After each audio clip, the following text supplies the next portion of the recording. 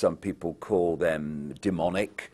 In the Islamic culture, they call them jinns. All different names, but the same entities. The bloodlines are interbreeding incessantly and have been right back to ancient Babylon and Sumer and Egypt, etc. and beyond.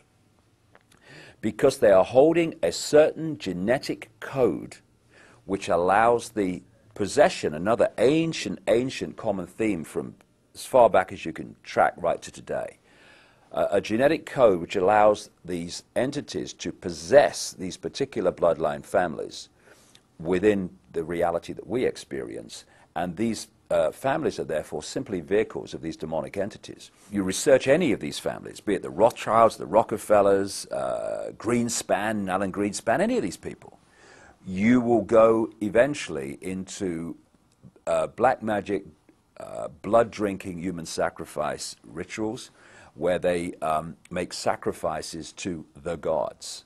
And these gods are these entities which feed off human energy and feed off human blood too. So people accept, yes, long ago people used to do human sacrifice to the gods, yes, and all the rest of it. And they think, oh no, we're kind of civilized now. Well, some of us are, but these bloodlines are not, and they're just continuing to do today covertly what they were openly doing in the past. And they are interacting with these entities all the time in their rituals. That's why they do all these rituals. That's why they drink the blood. And ultimately, they are possessed by these entities. And this brings about a simple situation. You've got the entities, let's call them demonic entities for want of a word.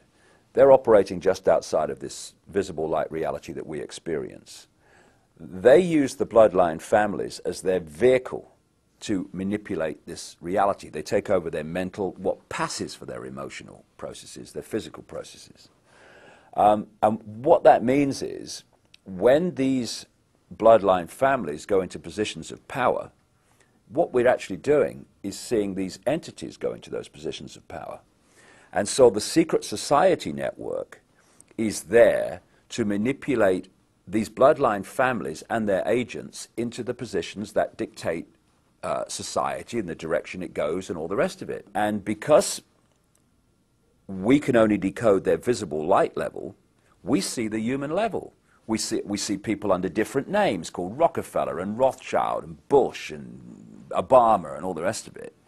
But if we could see beyond visible light just a little bit, and some people can, you would see overshadowing these people anything but a human entity. And it's these entities that have passed through what we call history, and they have been the cement, the guiding force that has brought this conspiracy through to the present day. Because people have asked me in the past, quite rightly, I understand it, why would someone give their life to this conspiracy, this global takeover, in 1500 or 1650 or 1820, when they knew they were never going to be around to actually see it happen, which is what they're trying to do now, playing the cards they're playing now? The answer to that is they were just vehicles. These entities are the common force passing through history, which has led this conspiracy to where it is today. And the idea is to so tie up the world that they make everywhere in the world dependent on everywhere else in the world, which means that no one has control over their own destiny. It's all in the hands of other people and situations that they have no control over. That's the idea. People talk about the prison planet. The prison planet is the human mind in prison. That's what it is. But if you keep going, because you want to know the origin of this, then you go out of this reality called visible light. You go out of this into other levels of reality. If you go to a stage hypnotist show, what do you see? You see stooges on the stage, and then you see the hypnotist, and he goes along and he uses his techniques to implant a belief in reality into the stooges. He might tell them there's an elephant in the audience. He might tell them that the woman next to the person is naked.